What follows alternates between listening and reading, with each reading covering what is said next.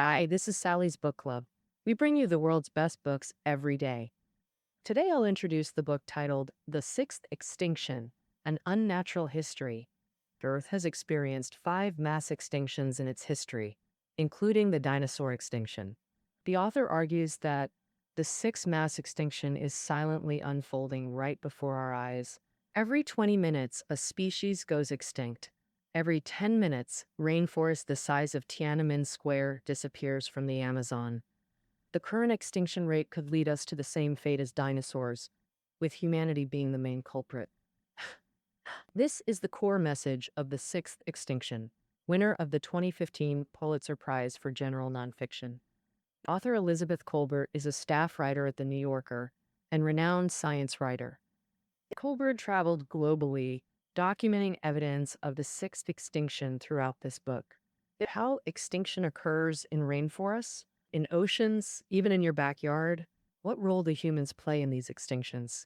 What do these losses mean for humanity? Published in 2014, the book sparked widespread discussion in Western societies. Critics noted its importance, rivals Rachel Carson's environmental classic Silent Spring. Major publications like the New York Times, Wall Street Journal, and The Economist all featured it in their annual book lists. Kolbert writes in the preface, "If extinction is frightening, mass extinction is more so, yet also a fascinating subject." First, what defines a mass extinction? It refers to concentrated extinction events. The threshold is simple: 75% of species vanishing within 2 million years. Earth has experienced 5 mass extinctions.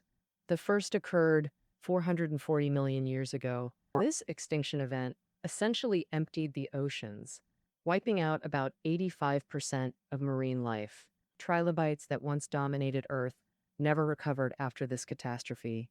The second mass extinction occurred 365 million years ago, lasting nearly 20 million years. This prolonged period saw multiple extinction peaks, eliminating tentaculidoids and brachiopods. The third extinction was the most devastating, occurring at the end of Permian period, 250 million years ago, erasing 96% marine species and 70% terrestrial life. Even many insects perished. Yet, the indestructible cockroaches survived this catastrophe. By less strict standards, cockroach ancestors survived 4 mass extinctions. These resilient creatures truly live up to their reputation. In comparison, the fourth extinction affected a much smaller range. Hence, it's less frequently discussed. Occurring 185 million years ago, it devastated Earth's then dominant crocodilians, eliminating many species. The fifth extinction, the famous dinosaur extinction 65 million years ago in Cretaceous period, remains the most well-known. Dinosaurs vanished here, ending reptilian dominance of Earth. Analyzing causes of these extinctions reveals different triggers each time. Glacial movements, marine regression, geomagnetic shifts, volcanic eruptions, asteroid impacts, all potential extinction drivers. Regardless of cause, each extinction shared a core characteristic: ecological imbalance. Manifestations included atmospheric changes and sea level fluctuations.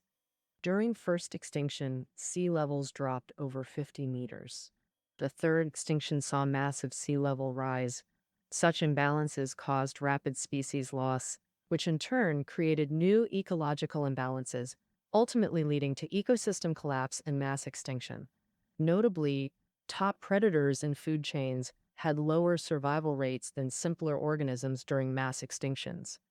In the fifth mass extinction, dominant dinosaurs perished, while lower organisms like cockroaches and dragonflies survived.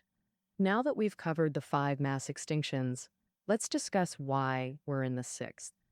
Earth's ecosystem shows collapse signs. Current extinction rates are 10,000 times faster than natural levels. Scientists estimate that from Industrial Revolution to 2050, about 3 centuries, over 1/3 of Earth's species will vanish. Remember our mass extinction benchmark: 75% species loss over 2 million years. Stanford ecologist Paul Ehrlich warned, In pushing others to extinction, humanity's sawing off the branch we're sitting on. Humans are just one link in Earth's ecosystem. If the entire ecosystem collapses, humanity ultimately can't escape extinction. The only difference is timing of extinction. Some species sooner, others later. So what exactly have humans done to accelerate extinction? Let's examine three factors. First, invasive species, something you might hear about often in news. Asian carp infesting U.S. rivers devour plankton, starving native fish. Americans spend $50 million annually controlling them. While people joke about these incidents, even a tiny fungus can be deadly to local species. The Panamanian golden frog was driven extinct by a seemingly insignificant fungus.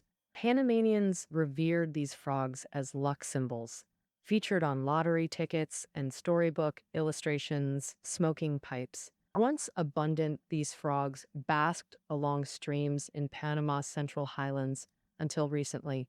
By around 2002, people noticed dramatic decline in golden frog populations. Scientists identify the culprit, Batrachotrium dendrobatidis chytrid fungus.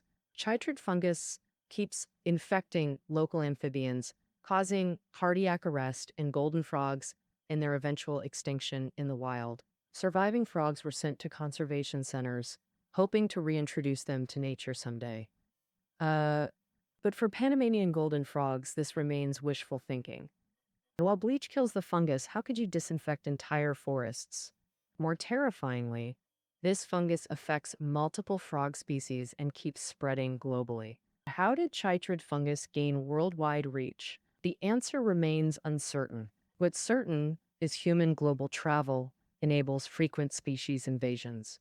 The author compares global species migration to Russian roulette. Like players randomly loading a revolver, invasive species gamble with ecosystems. Unlucky ones get shot first. Species entering new territories might die out without consequences, but survivors could bring catastrophic results. Guam was tropical paradise, with native birds and bats, until an invader arrived. The invader, brown tree snakes native to Australasia, they likely hitched rides on 211 military ships around 1940s, reaching population densities of one snake per 100 square meters. They devoured all edible animals before humans noticed. Only one bat species remains from original three, critically endangered. Unique Guam birds either went extinct or survived through human protection. Next human-driven disaster, overhunting. Earth's history featured giant creatures, like multi-ton dinosaurs in Cretaceous period, or megafauna during last glacial period, like the mammoths, saber-toothed tigers, and American mastodons children know well. Scientists found striking coincidence between megafauna extinction timelines and human arrival in regions. What caused this? Humans had to dominate the food chain to survive. Simply put, humans couldn't tolerate natural predators. Early humans spent millennia eliminating threatening megafauna through coordinated hunting. We even eradicated Neanderthals, another human species. 30,000 years ago, early human-animal conflicts were existential struggles. Later, excessive hunting became ecological vandalism. Elvi Rock, 50 kilometers southwest of Iceland, was prime bird habitat. The last great oak was found here. The book calls them original penguins. These black and white birds had small wings like penguins. Superb swimmers, but tragic fate. The word penguin originally described great oaks, later transferred to Antarctic birds. Penguin comes from Latin pinguis, meaning fat, first referring to the portly great oak. Great oaks appeared 5 million years ago, ranging across North Atlantic regions. Their habitat spanned Greenland, Canada, US, Iceland to southern Europe. Adults reached 75 centimeters tall, 5 kilograms weight, too heavy for flight. This made them easy prey. Fishermen caught hundreds at once, eaten fresh or sold. Feathers stuffed mattresses and fueled fires. In modern terms, great oaks were multi-purpose resources. A British sailor documented Newfoundland's great oak hunts. If you wanted feathers, just pluck them alive, no need to kill. And you toss the plucked oak into water, half-skinned, left to die slowly. This slaughter continued for centuries. Perhaps tens of millions of great oaks became human meals. In 1844, the last breeding pair was strangled and sold for £9. Their organs went to Copenhagen Museum. The female's skin became a specimen. Since 16th century, global exploration began. Over 320 terrestrial vertebrate species went extinct in 500 years. Surviving populations shrunk by 25%. Third, human impact, habitat fragmentation. How does continuous land become fragments? Example, a tiger needs 100 square kilometers range for adequate prey. Human settlements and farms slice ecosystems, making tiger survival impossible. Similarly, news of Thai or Yunnan elephants trampling villages actually shows human encroachment. Compressed habitats force elephants into human areas. Biodiversity requires space. Larger areas sustain richer ecosystems. Human land grabs rapidly reduce species diversity. Beyond individual species impacts, humanity reshapes Earth's entire ecology. Colbert's global research reveals regional ecosystem collapses. First sign, ocean acidification. Oceans absorbing excess CO2 become acidic, a process seen in third and fourth mass extinctions. Near Isola Aragonese in southern Italy, shellfish show eroded shells, exposing flesh due to chronic acid exposure. The island sits where African and Eurasian plates collide, releasing CO2 through fissures. The CO2 acidifies seawater, drastically reducing biodiversity. Acidification damages shellfish or coral while promoting toxic algae growth. Australia's Great Barrier Reef has lost 50% coral in 30 years, projected to stop growing within 50 years. Acidification alters light penetration, sound transmission, and plankton populations, starving fish stocks. But how is natural plate activity related to human responsibility? Since Industrial Revolution, fossil fuels and deforestation released 500 plus billion tons of carbon. This carbon dissolves in seawater, lowering pH levels. Ocean acidification accelerates. Consider this. Seawater pH was 8.2 in 1885, projected to drop to 7.8 by 2010. pH 7.8 means what? Lab simulations show ecosystem collapse despite some adaptable species.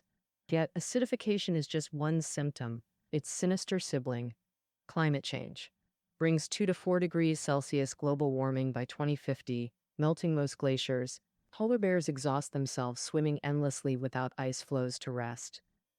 Low-lying islands and coastal cities face submersion from rising seas. Many believe global warming mainly threatens cold-adapted species, yet tropical species suffer more severe impacts. In Peru's Andes, trees migrate uphill 2.5 meters yearly due to warming. Schefflera trees advance 30 meters annually. Trees don't literally climb, but rising temperatures force tropical plants upward for survival. Shrinking mountaintop areas reduce plant diversity, cascading to animal populations. The tropics host Earth's richest biodiversity. A Peru park-sized area has 50 times more tree species than northern Canada.